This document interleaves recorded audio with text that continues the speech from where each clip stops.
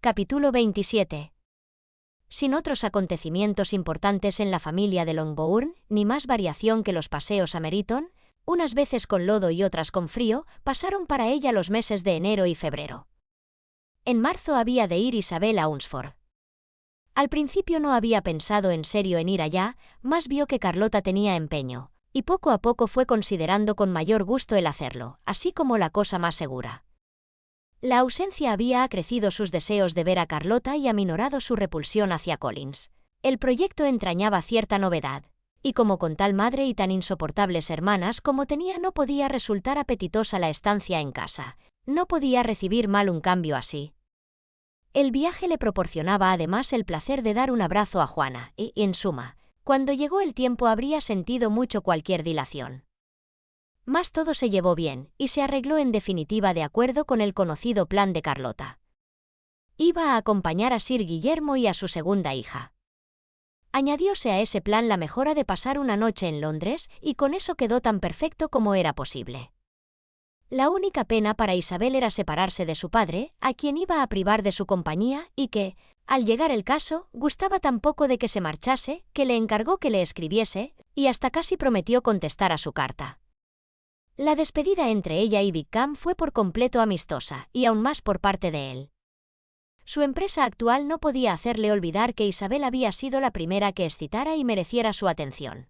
La primera en escucharle y compadecerle, la primera a quien admiró, y en su manera de decirle adiós, deseándole toda suerte de dichas, recordándole lo que había de esperar de Lady Catalina de Bourgh y confiando en que sus opiniones sobre la misma, sus opiniones sobre todos ellos, coincidirían. Hubo tal solicitud, interés tal, que ella sintió deber corresponderle con el más sincero afecto, partiendo así convencida de que, lo mismo casado que soltero, sería siempre su tipo de lo placentero y de lo amable. Los compañeros de viaje del día siguiente no eran para hacérselo muy grato. Sir Guillermo Lucas y su hija María, muchacha de buen humor, aunque de cascos tan vacíos como su padre, nada tuvieron que decir que valiera la pena de oírse, y así, les escuchó con igual interés que el ruido de la posta. Isabel gustaba del absurdo, pero conocía a Sir Guillermo desde antiguo. Nada nuevo podía referirle ya de las maravillas de su presentación y de su dignidad de caballero, y sus cortesías eran tan rancias como sus noticias. El viaje era de solo 24 millas y lo emprendieron tan temprano, que al mediodía estaban en la calle de la Iglesia de la Merced. Al llegar a la puerta de los Gardner, Juana se encontraba en la ventana del salón, esperando su llegada. Al entrar en el comedor, allí estuvo ella para darles la bienvenida, e Isabel, tras de contemplarla con ansiedad, alegróse de hallarla tan sana y tan cariñosa como siempre. En la escalera había un tropel de niños y niñas cuya impaciencia por la llegada de su prima no les permitiera esperar en el salón y cuya timidez, ya que no la habían visto en un año, les vedara ir abajo. Todo era gozo y cariño. El día se pasó muy gratamente, la tarde, en corretear y recorrer tiendas, y la velada, en uno de los teatros. Isabel halló ocasión de conversar con su tía. Su primer tema fue su hermana, y quedó más pesarosa que extrañada al oír, como contestación a sus preguntas, que aunque Juana se esforzaba de continuo en sostener su espíritu, sufría periodos de desaliento. Con todo, era razonable esperar que no seguirían. Contóle también la señora Gardner particularidades de la visita de la señorita de Bingley a la calle de la Iglesia de la Merced, repitiéndole la plática habida entre Juana y ella, lo cual demostraba que la primera había borrado de su corazón semejante amistad. La señora de Gardner reanimó a su sobrina por la deserción de Wickham, más felicitándola porque eso marchara tan bien. Pero, querida Isabel, añadió, ¿qué clase de muchacha es la señorita de King? Mucho sentiría pensar que nuestro amigo se vendía. Dime, querida tía, ¿qué diferencia hay, en cuestiones de matrimonio, entre lo mercenario y lo prudente? ¿Dónde acaba la discreción y comienza la avaricia? La Navidad pasada temías que me casara con él porque eso hubiera sido imprudente, y ahora, por dirigirse a una muchacha con 10.000 libras, lo tildas de mercenario. Si quieres decirme qué especie de muchacha es la señorita de King, sabré qué pensar. Creo que es muy buena muchacha. Nada malo sé de ella.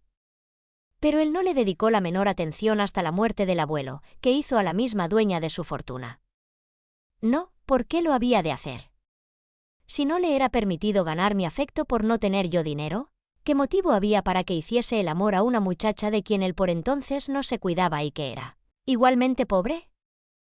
Más resulta indecoroso dirigirse a ella poco después de aquel suceso. Un hombre en circunstancias aflictivas no tiene tiempo para ese decoro elegante a que otros pueden atender. Si ella no se lo reprocha, ¿a qué hacerlo nosotros? El que ella no se lo reproche no le justifica a él. Solo muestra la deficiencia que ella padece, sea de pesquis, sea de sentimiento. Bien, exclamó Isabel, será como quieres. Serán él, mercenario, y ella, loca. No, Isabel, no pretendo eso. Ya sabes cuánto me dolería pensar mal de un joven que ha vivido tanto tiempo en el condado de Derby. Oh. Si eso es todo, tengo yo muy mala opinión de los jóvenes que viven en ese condado y sus íntimos amigos, que viven en el de Hunsford, no son mucho mejores. Harta estoy de todos ellos. Gracias a Dios, mañana voy a donde hallaré un hombre que no posee ninguna cualidad agradable, que carece de formas y hasta de sentido para recomendarse. Los hombres necios son, después de todo, los únicos que vale la pena de conocer. Cuidado, Isabel, que esas palabras trascienden demasiado a disgusto. Antes de separarse por concluirse la conversación tuvo la dicha inesperada de que se la invitase a acompañar a sus tíos en un viaje de recreo que se propongan emprender en el verano. No hemos determinado con fijeza hasta dónde llegaremos, dijo la señora de Garner, más acaso hasta los lagos. Ningún proyecto podía ser más halagüeño a Isabel, y así, su aceptación de tal convite fue pronta y agradecida. «Querida tía», exclamó con entusiasmo, qué delicia, qué felicidad. Me proporcionáis vida nueva y nuevo vigor. Adiós a los disgustos y al mal humor. ¿Qué son los hombres al lado de las rocas? ¿Y las montañas? Oh, ¿qué horas de transporte pasaremos? Y al regresar no seremos, como otros viajeros, incapaces de dar idea exacta de nada. Sabremos a dónde hemos ido, recordaremos lo que hallamos visto. Lagos, montañas y ríos estarán mezclados en nuestra imaginación, y al tratar de describir una escena particular no comenzaremos por disputar sobre el lugar donde aconteció. Que nuestras primeras efusiones sean menos insoportables que las de la generalidad de los viajeros.